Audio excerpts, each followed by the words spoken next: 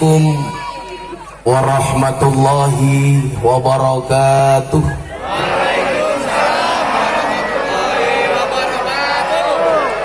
Alhamdulillahi rabbil alamin wa kafa.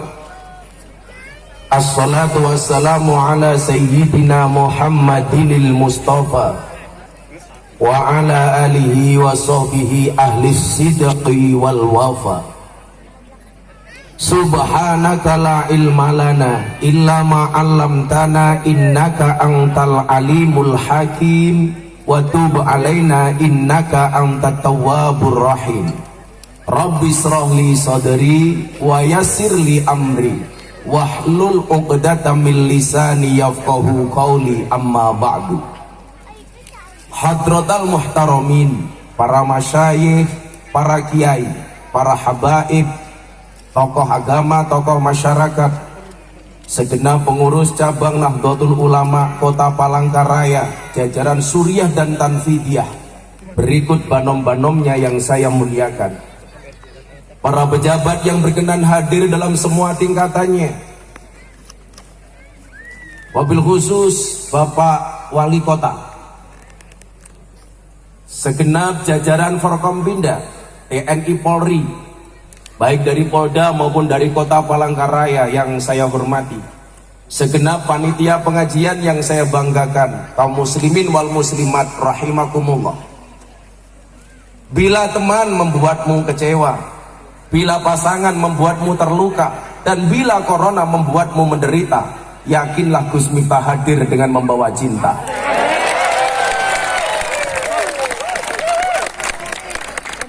Cintaku padamu memang tidak seindah surat cinta untuk Setarlah, tapi yakinlah cintaku padamu lillahi ta'ala.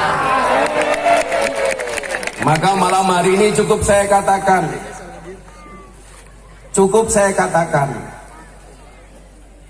beli pepaya keliru duku. Hai orang Palangkaraya, I love you.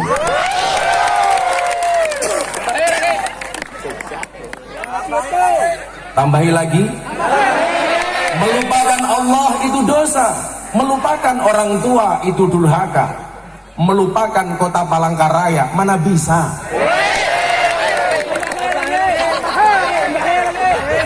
Tambahi cangkemmu.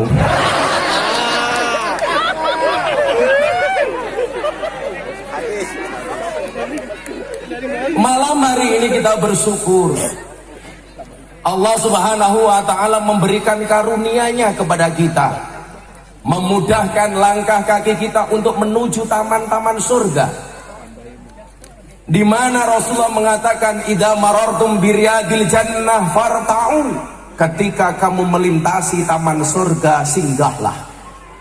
Para sahabat bertanya kepada Nabi, ya Nabi, ini masih di dunia, apa yang dimaksud dengan taman surga? Wa ma hiya riyadul jannah? Rasulullah bersabda, qala khilaqu dzikri wa majalisul ilmi. Yang namanya taman surga adalah majelis zikir dan majelis ilmu. Maka semuanya yang hadir malam hari ini, saya yakin atas kecintaanmu kepada baginda Nabi, semuanya sudah pegang insya Allah tiket surganya Allah subhanahu wa ta'ala. Saya selalu bilang, saya besok masuk surga yang ngawal Banser. Banser itu kan tugasnya survei lokasi. Jadi sebelum kiai masuk surga, Banser survei ke dalam surga. Begitu surganya siap, kiainya masuk, Bansernya pulang lagi. Nah, saya meyakini sekian banyak yang hadir karena hatinya digerakkan oleh Allah. Manusia mampu bukan karena dia mampu, tetapi karena dimampukan oleh Allah yang maha mampu. Manusia bisa bukan karena dia bisa, tetapi karena dia dibisakan oleh Allah yang maha bisa. Coba Anda bayangkan, satu hal sepele, kalau Allah mencabut kemampuan dari kita, maka kita tidak bisa melakukannya. Contoh tidur. Semua orang mengatakan tidur itu sepele dan pasti semuanya bisa tidur. Siapa bilang? Kita bisa tidur karena dibisakan tidur oleh Allah. Banyak orang sudah di atas ranjang, baca doa, bismikallahumma ahya wa bismika amut. Dengan namamu ya Allah aku hidup, dengan namamu ya Allah aku mati. Mapan di atas tempat tidur, gak bisa tidur, padahal sudah berdoa. Tapi lucunya, kalau mendengarkan khutbah Jumat, gak usah membaca doa. Begitu khotibnya, ya ma'asyiral muslimin, tidur. Maka saya bilang, obat tidur yang paling mustajab adalah khutbah Jumat. Ketika khotibnya ngeden, bengok-bengok khutbah, jamaahnya produksi air mineral, ces. Kencing, perkara sepele. Tapi tidak semua orang kemudian bisa dibuat kencing oleh Allah kalau Allah tidak memampukannya. Saya punya jamaah umroh, cewek mau berangkat harus suntik meningitis. Salah satu syaratnya cewek harus tes urin. 30 menit di kamar mandi saya tunggu, nggak keluar-keluar. Begitu dia keluar dari toilet, saya tanya, kenapa lama banget? Mohon maaf Gus, kencing saya nggak bisa keluar. Saya bilang, goblok, nguyo raiso. Akhirnya gantian saya masuk toilet. 20 menit saya di toilet, tak dendengke juga nggak keluar. Tak obat abet ke nggak keluar. Akhirnya saya jengkel, tak selentiin dasi juga nggak keluar. Kenapa? Karena Allah nggak memampukan.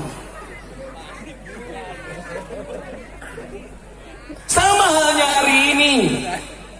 Kalau kemudian Allah sudah memampukan menggerakkan hati semuanya, sesuatu yang tadinya berat menjadi ringan, yang tadinya susah menjadi mudah, yang tadinya masalah menjadi solusi, yang tadinya problem menjadi jalan keluar.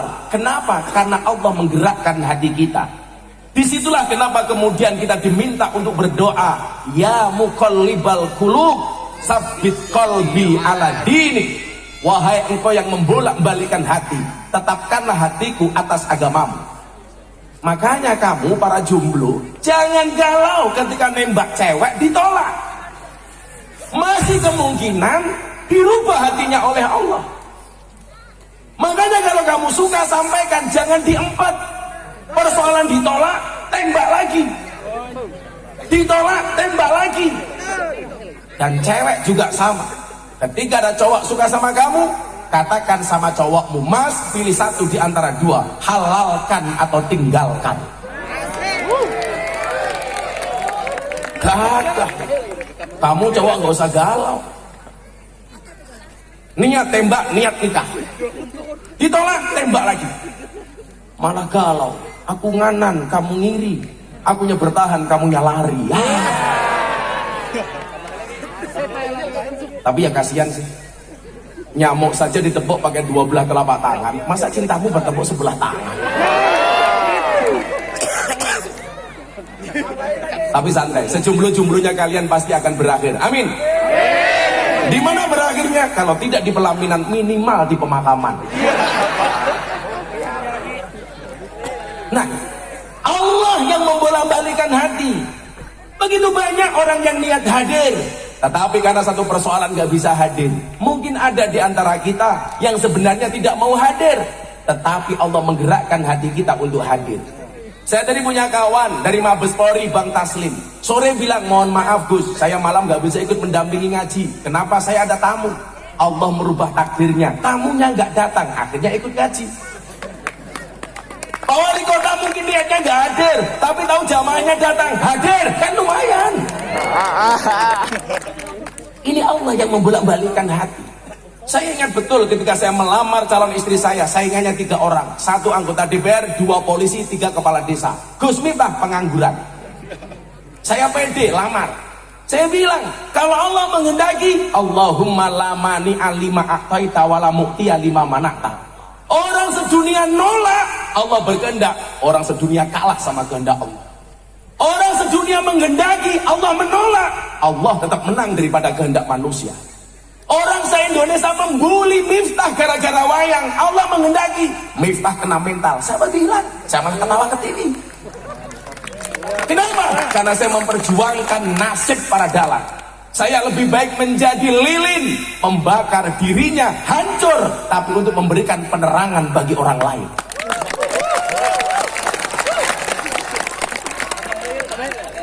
Kenapa? Karena kita punya Allah. Qalbun mu'min baitullah. Rumahnya orang beriman adalah, hatinya orang beriman adalah rumahnya Allah. Satu ketika saya datang ke Taman Mini Indonesia Indah, ada pameran akik Pak Wali Kota. Akiknya di dalam batu ada kalimat Allah. Dilelang, Anda tahu laku berapa? 7 miliar. Benda mati di dalamnya ada kalimat Allah, laku 7 miliar. Anda bayangkan bagaimana kemudian kalau hati manusia di dalamnya ada Allah, berapa harganya? Tak ternilai.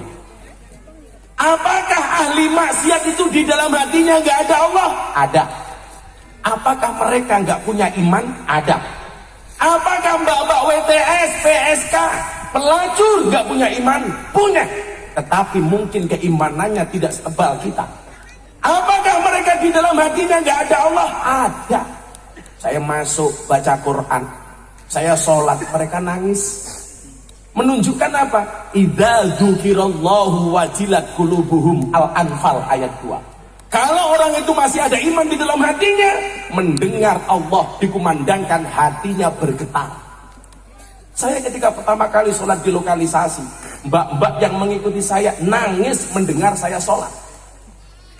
Malam Jumat pertama saya datang, dilirik, ini ngapain masuk lokalisasi pakai sarung? Malam Jumat kedua saya datang lagi, preman sudah mulai begini, ini macam-macam buah habisin. Malam Jumat ketiga, mbahnya preman di Jogja datang ke saya bawa pistol, you macam-macam gua bunuh. Pistol tepat di kening saya. Saya bilang, Om, kasih saya waktu 3 menit, saya akan ngomong sama you. Kalau yang saya sampaikan salah, silahkan tembak saya, tapi kalau saya benar, tolong dukung saya. Akhirnya saya dibawa masuk ke sebuah ruangan, saya diinterogasi. Tujuan kamu masuk ke sini apa? Saya bilang, Om, sebaik-baiknya tempat ada buruknya, maka seburuk-buruknya tempat harus ada baiknya. Sebaik-baiknya orang pernah berbuat buruk, dan seburuk-buruknya orang pasti bisa berbuat baik. Dan saya pengen menyalakan lampu di tempat yang gelap, menyapu di tempat yang kotor. Kalau Om setuju, saya akan ngaji di sini. Sunan Gunung Jaya, mohon maaf, Sunan Derajat mengatakan, wenono ageman marang wong wudo, wenono tongkat marang wong buto. Berikanlah pakaian kepada orang yang telanjang, dan berikanlah tongkat bagi orang yang buta. Akhirnya dia bilang, kamu buktikan. Kalau kamu mampu, saya dukung. Kalau kamu salah, kamu saya bunuh. Oke. Saya sholat lagi di musola. Di lokalisasi Sarkem itu ada musola namanya MTS, Musola Tengah Sarkem. Saya sholat di situ. Begitu saya sholat, ada mbak-mbak PSK 5 orang mengikuti di belakang saya. Wow, langsung saya keringat dingin. Jangan-jangan diperkosa. Padahal nggak diperkosa, mapan. Saya sholat. Allahu Akbar. Biasanya bacaan sholat tahajud saya sir. Tapi karena ada yang mengikuti di belakang saya baca secara jahar. Saya baca kencang. Saya masih ingat betul. Yang saya baca adalah surat Al-Muzammil. Mbak-mbak di belakang semuanya mendengarkan. Ya ayyuhal muzammil qumil laila illa qalila nisfahu aw inqus minhu qalila aw zid alaihi warattilil qur'ana tartila inna sanulqi alaika qawlan saqila. Mbak-mbak di belakang saya, Pak, nangis dengar orang ngaji. Saya batin, lonte dengar ngaji nangis. Rokaat kedua, saya teruskan ayatnya, saya ikut-ikutan nangis. Kenapa? Karena ingat dosa? Enggak, gengsi. Lonte saja nangis, masa saya enggak? Disitulah kemudian saya timbul niatan, ini orang harus mendapatkan pengajian. Ini orang harus diselamatkan. Mereka butuh Allah, tetapi nggak ada fasilitas. Akhirnya saya jemput bola, selesai pengajian mereka tanya, Gus, jenengan itu aneh. Orang kesini biasanya mereka Mau beli apa Mbak? Kroto. Apa itu kroto? Pakan manuk. Makanan burung. Burung siapa? Burungmu. Anda kok di sini sholat, maunya apa? Saya bilang, Mbak, boleh nggak saya menggelar pengajian di sini? Tahun 2000. Emangnya mau? Mau. Selama kalian mau, saya akan datang. Bisa, bisa. Boleh, boleh. Kenapa Gus? Saya ditanya, Mbak, ingat, orang baik punya masa lalu dan orang jelek pasti punya masa depan. Itulah alasan kenapa kaca mobil bagian depan pasti lebih besar daripada kaca spion. Jawabannya adalah karena masa lalu kita lebih, mohon maaf, karena masa depan kita lebih besar daripada masa lalu kita. Nerima Pak mereka. Akhirnya pengajian pertama disepakati, yang datang 35 orang sudah dengan menggunakan pakaian dinas masing-masing. Yang bawah naik ke atas, yang atas turun ke bawah. Wow. Mereka duduk dan nunggu pengajian saya. Saya bawakan konsumsi sendiri, saya bawa nasi bungkus sendiri. Saya tenteng sendiri. Jalan kaki saya bawa. Preman-preman semuanya liatin, ini orang maunya apa. Begitu saya duduk di bawah, ternyata tidak semua PSK mau niat ngaji, tetapi banyak yang godain ustadznya. Begitu saya ngaji, Assalamualaikum warahmatullahi wabarakatuh, mbak-mbaknya malah buka roknya, Gus Miftah. Karena pengalaman itulah sejak saat itu saya pakai kacamata hitam. Bukan karena menjaga pandangan, supaya kalau ngelirik nggak kelihatan. Pinter matamu. Ya tentunya untuk menjaga pandangan lah. Tapi kalau saya bilang seperti itu sok suci, ya biasalah manusia. Nah, kenapa kemudian saya lakukan itu? Sekarang begini hitung-hitungannya. Ini masih banyak yang muda-muda, kelihatan wajah-wajah jomblo di sini. Kalian santai sajalah. Arum 21 wa min ayati an khalaqalakum min anfusikum azwajan. Allah menciptakan manusia berpasang-pasangan, betul? Itu artinya kalau kamu tidak punya pasangan, jelas kamu bukan manusia. Maneman, ngapain kamu sunat kalau nggak ada fungsinya? Malah seperti keran, nguyuh tok.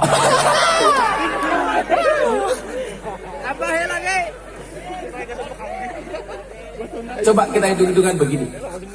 Saya tadi bilang, orang baik punya masa lalu, orang jelek punya masa depan. Kali ini kalau Anda mengatakan diri Anda baik, siapa yang bisa menjamin Anda bisa mati dalam keadaan baik? Tidak ada. Maka bagi orang yang sok suci, Allah mengingatkan di dalam Al-Quran, fala tuzakku anfusakum huwa a'lamu bimanit taqwa. Kamu jangan merasa sok suci bro. Dia Allah yang paling tahu siapa di antara kalian yang paling bertakwa.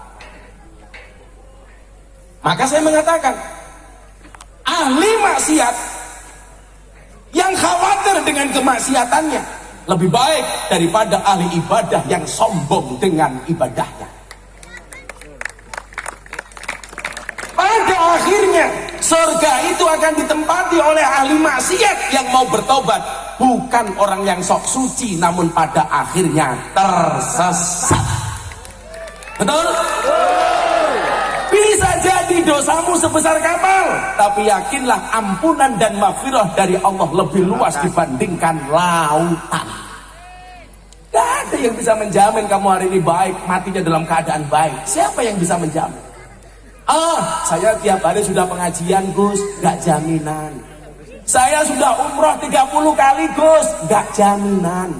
Saya sudah sedekah banyak, gak jaminan. Siapa yang bisa menjamin?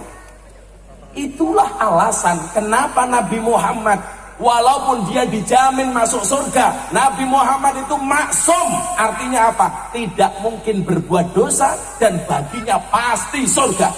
Tetapi dia tetap mengucapkan ihdinas siratal mustaqim, tunjukkan aku ke jalan yang lurus. Kurang apa Nabi Muhammad? Maka saya kaget, seminggu setelah Deddy Corbuzier masuk Islam, saya ajak Jumatan di Masjid Bintaro. Pulang, begitu wartawan pulang, saya berdua sama dia tanya, mau syuting podcast waktu itu. Bro, saya mau tanya satu hal sama ibu. Apa mas? Bagaimana cara saya bisa menjaga iman? Kaget saya. Ini masuk Islam baru seminggu, kenapa? Dia bertanya bagaimana caranya menjaga iman. Akhirnya saya tanya, kenapa kamu tanya bagaimana cara menjaga iman? Gus, denger enggak? Tadi pas Jumatan, khotibnya bilang, ya ma'asyiral muslimin, bertakwalah kalian semua kepada Allah, dan janganlah kalian semua mati kecuali dalam keadaan Islam, kecuali mati dalam keadaan iman. Bagaimana saya bisa menjaga iman? Saya waktu itu Pak nangis. Ini orang baru masuk Islam seminggu sudah tanya seperti itu. Kita yang setiap tahun setiap hari Jumatan nggak pernah bertanya. Kenapa? Karena kalau Jumatan tidur. Ini si botak tanya. Dan setiap kali Dedi tanya, saya harus bisa jawab. Masa gondrong kalah sama gundul? Kan aku malu. Dedi itu kan apa-apa bisa, nggak bisa cuma satu, nyisir rambut. Bro, benar aku yang mengajarkan Islam kepadamu. Benar aku yang menjadi wasilah hidayah untukmu. 8 bulan dia belajar agama sama saya. Benar aku yang menuntun kamu syahadat sehingga kamu menjadi seorang mu'alaf. Tapi yang perlu kamu tahu, jangankan menjaga imanmu, menjaga imanku saja aku tak mampu. Menjamin imanku aku tak mampu. Ingat Dedi, selain memberikan iman, Allah memberikan ujian dan cobaan namanya setan. Innahu lakum aduwwum mubin. Setan itu musuh kamu yang paling nyata. Dan yang perlu kamu ingat, setan tidak mencuri rumah. Setan tidak mencuri mobilmu, tidak mencuri sertifikatmu, tidak mencuri depositomu. Tetapi setan senantiasa mengintai imanmu dan berusaha mencurinya darimu. Kenapa? Karena setan tahu harta yang paling berharga bagi seorang mukmin adalah iman. Bagi seorang muslim adalah iman. Dan kamu harus berusaha menjaganya. Bingung dia. Oh begitu ya? Kamu menyesal? Ayo murtad lagi. Enggak dia bilang. Artinya apa? Nggak ada di antara kita malam hari ini yang bisa menjamin kamu lahir dalam keadaan Islam, pasti mati dalam keadaan Islam. Siapa yang bisa menjamin? Oh saya pengurus PCNU, nggak jaminan bro. Ini rompinya NU masuk surga. Rompinya orangnya embuh. Maka coba kita lihat dalam lembaran sejarah. Kopinya mana ya? Oh di sini. Di mana-mana kopi itu pakai cangkir, kopi kok pakai gelas, goblok. Udah dingin lagi. Gak gaul loh. Katanya di kota. Ini untuk Pak Wali aja. Allahumma kopi panas, Al-Fatihah.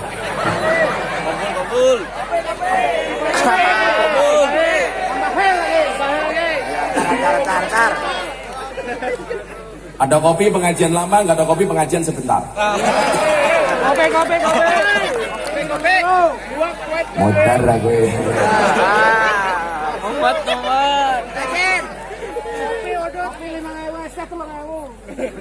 Ya malah diregani. Kopi 5.000, es teh 3.000. Itu semuanya malah kayak germol ya. Shallallahu ala Nabi Muhammad. Ini mumpung yang hadir saya lihat wajahnya banyak yang muda-muda, kecuali yang depan-depan tua-tua.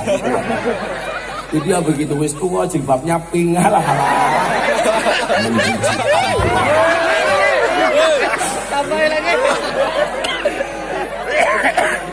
Saya itu sensitif kalau ada orang jilbabnya pink. Saya curiga jangan-jangan sempaknya juga pink. Oh rondo. Waduh rondo. Sorry ya kan kamu sudah tua. Gak mungkin aku suka sama kamu. Kan sudah kadaluarsa.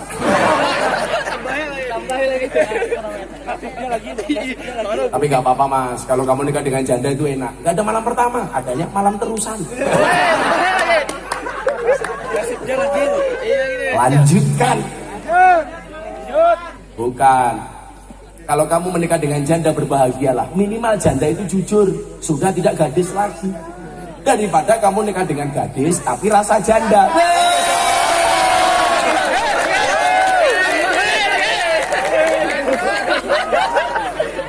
Mau sum. Kaya ngono ana janda bengok-bengok info Mas, info. Sing tak cek Mas.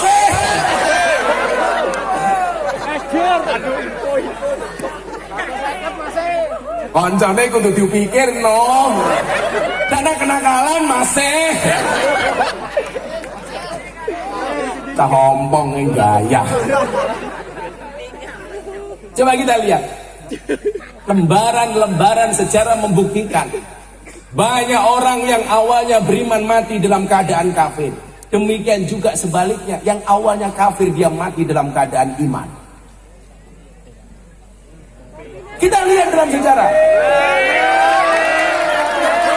Kok cepat? Sampai subuh. Sing satset masih. Kalau disuguh kopi panik masih panas langsung diminum. Ingat, jangan salahkan kopimu dingin. Kenapa? Karena ketika hangat tidak pernah kau hargai.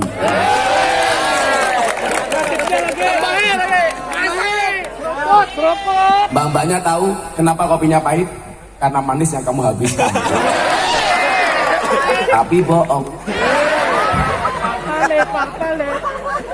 Oh, wali kota. Jadi orang itu kayak kopi saja. Gus Miftah itu kayak kopi, pahit sih, tapi banyak yang mencintai.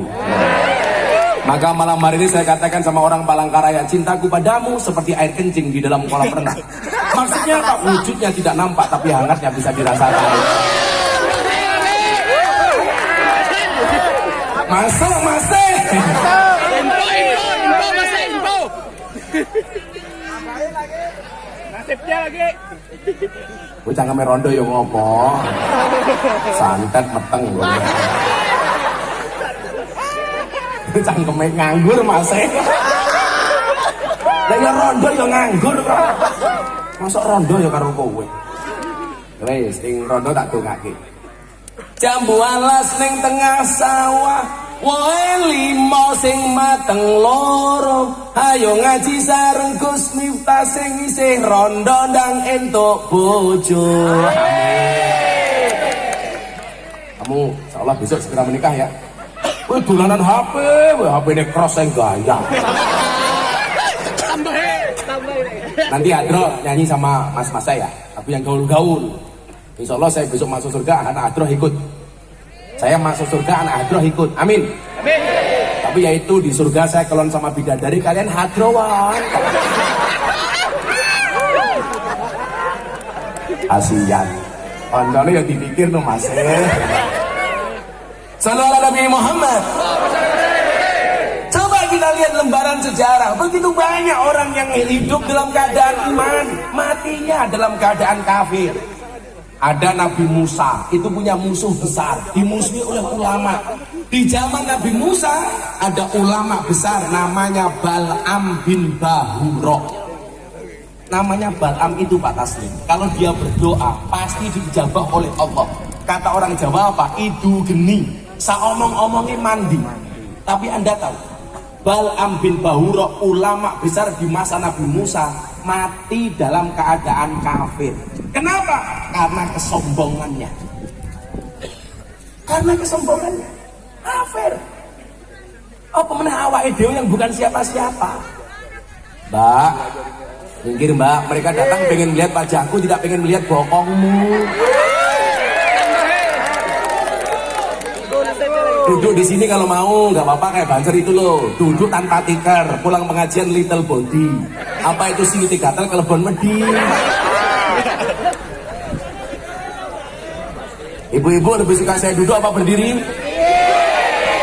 Itulah Pak Wali. Di mana-mana perempuan suka yang berdiri. Pemanasan dulu Mas. Info. Bal'am bin Bahura matinya kafir, padahal ulama besar. Semua doanya diijabah oleh Allah, tetapi matinya kafir. Siapa yang bisa menjamin? Apalagi cuman kita. Siapa lagi? Delegasi sunnah, namanya Rojal Unfuah. Ketika Nabi meninggal, kemudian khalifahnya Umar bin Khattab, Rojal Unfuah itu diutus menjadi delegasi sunnah. Ada orang yang ngaku nabi, namanya Musailamah Al-Kadzab. Umar memerintahkan Rojal Unfuah untuk mengingatkan Musailamah Al-Kadzab. Tapi Anda tahu, Rojal Unfuah mati dalam keadaan kafir. Siapa yang bisa jamin? Ubaidillah Al-Jahsy yang menemani Rasulullah hijrah sampai ke Habasyah mati dalam keadaan kafir. Kenapa? Karena kegemarannya minum khamar. Makanya kenapa kalau anak-anak pemabuk justru saya dekati, Pak. Saya nggak mau dia menjadi seperti Ubaidillah Al-Jahsy. Hujan. Apa? Hujan. Pengajian bubar. Yes. Udan Pak Udan. Lanjut.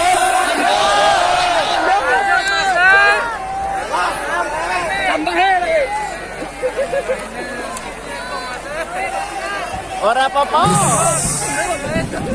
Alhamdulillah. Lanjut. Karena hujan saya berdiri bareng melo kudanan. Silakan bubar, silakan. Pak Ivan, sehat Pak Ivan. Shallu ala Nabi Muhammad. Terserah, mau lanjut, mau pulang. Wes angel. Ada sekaya jo. Yo, selawatan dulu. Kita sambut ujiannya dengan salat, mudah-mudahan dihentikan oleh Allah. Amin. Sholli wa sallim daiman. Sholli wa sallim daiman. Wal ali wal ashabi wal ali wal ashabi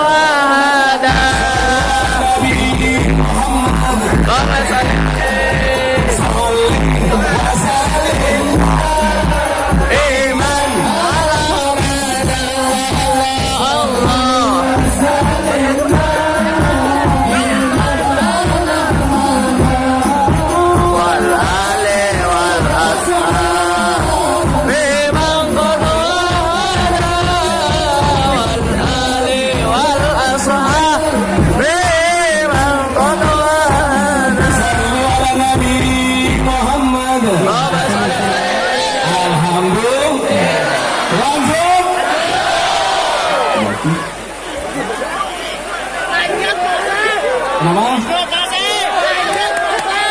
Ya apa-apa. Insya Allah hujan berkah, amin. Amin. Gak usah sedih hati, panitia gak usah susah. Ini semuanya sudah atas izin Allah, betul? Saya ikut hujan-hujanan gak apa-apa, santai saja. Paling mau masuk angin. Kita lihat dalam lembaran sejarah, Ubaidillah Al-Jasi meninggal dalam keadaan kafir pada delegasi sunnah. Kenapa? Karena suka minum alkohol, karena suka minum khamr. Makanya saya bilang sama kamu yang masih suka minum, kalau kamu masih suka minum, masih suka maksiat, jangan pernah tinggalkan sholat. Saya kemarin ngaji di lokalisasi terakhir, bah, saya malu kalau saya malah bermaksiat sama tamu. Paginya saya harus sholat. Saya bilang, lebih baik kamu sholat walaupun tetap maksiat daripada maksiat tapi nggak pernah sholat. Betul? Istilah kerennya apa? STMJ, sholatnya terus, maksiatnya jangan. Loh, kalau kamu belum berhenti maksiat, jangan pernah berhenti untuk sholat. Bahasanya orang Jogja apa? Amar ma'ruf nyambi mungkar. Nyambi mungkar. Maka kemudian kita diingatkan, wa inna ahadakum ya'maluna bi'amali ahlil jannah hatta yakun bainahu wa bainaha illa dira'un fayasbitu alaihi kitab faya'maluna bi'amali ahlin nar fayadkhuluha. Apa kata Rasulullah? Akan ada di antara kalian yang telah melakukan amalan-amalan penduduk surga, sehingga jarak dia dengan surga hanya satu hasta saja. Kenikmatan surga sudah dilihat oleh matanya, nikmatnya surga sudah dicium oleh hidungnya. Tetapi apa yang terjadi? Catatan takdir merubah hidupnya. Di akhir hidupnya dia melakukan amalan penduduk neraka, fayadkhuluha, dan akhirnya ahli ibadah itu justru masuk neraka.